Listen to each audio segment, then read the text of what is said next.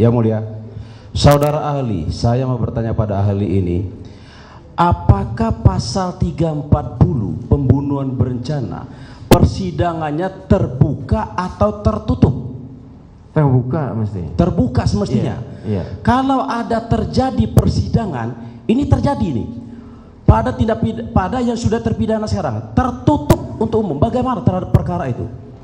Itu melanggar hukum acara. Gini, dakwaan itu berbagai macam, ya. Ada pembunuhan, tiba-tiba ada perkosaan juga.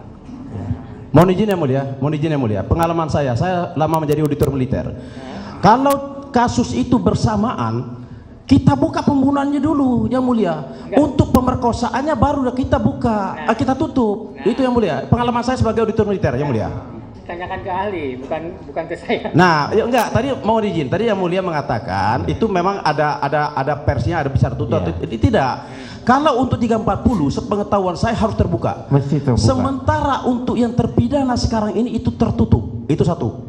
Saya nanti minta tanggapan dari saudara ahli. Yang tertutup tadi apa? Pasal 340 pembunuhan berencana. Iya. Berarti persidangan itu satu tidak? Enggak, Salah.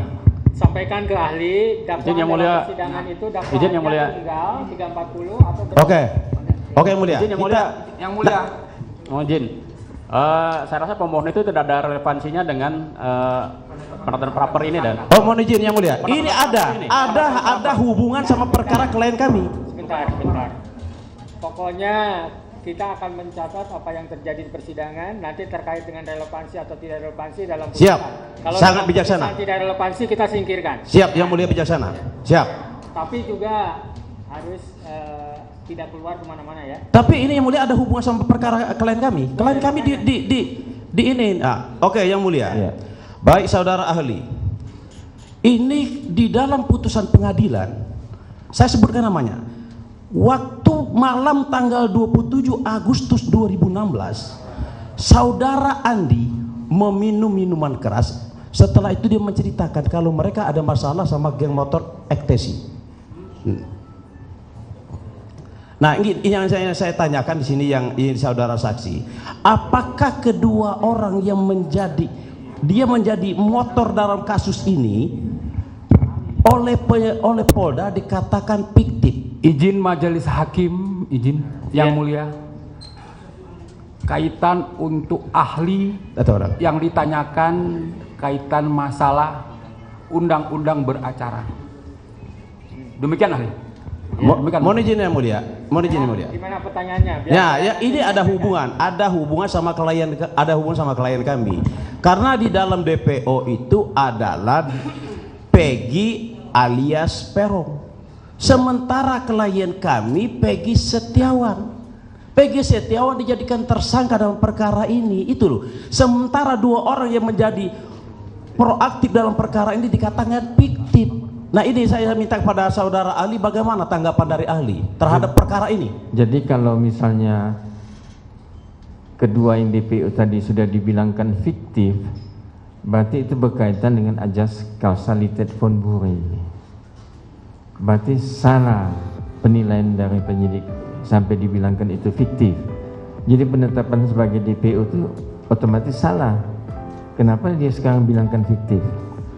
Jadi penetapan dia sebagai DPO awalnya itu sudah punya kesalahan atau legal prosedurnya salah yang dilakukan oleh penyidik. Jadi begini yang saudara saksi, yang saya tanyakan, saudara ahli, ya. Berarti kalau dua orang yang berperan dia melakukan pemerkosaan, ini dalam putusan pengadilan saya baca, ya. Dia yang sangat berperan di dalam itu dikatakan fiktif, sementara Peggy Peron hanya menusuk menggunakan samurai, dan penyebab kematian bukan hanya karena samurai. Berarti saya katakan, berarti ketiga orang tersebut adalah fiktif dong, tidak usah dipermasalahkan lagi. Gitu yang saya tanya, gimana menurut ahli? Jadi kalau misalnya kedua DPO tadi dibilang fiktif itu, yang satu lagi, yang ketiga Peggy Peron, itu kan mesti kita uji dulu bahwa itu apakah izin yang mulia atau tidak. Ya. Izin yang mulia, yang ditanyakan kaitan ahli pidana.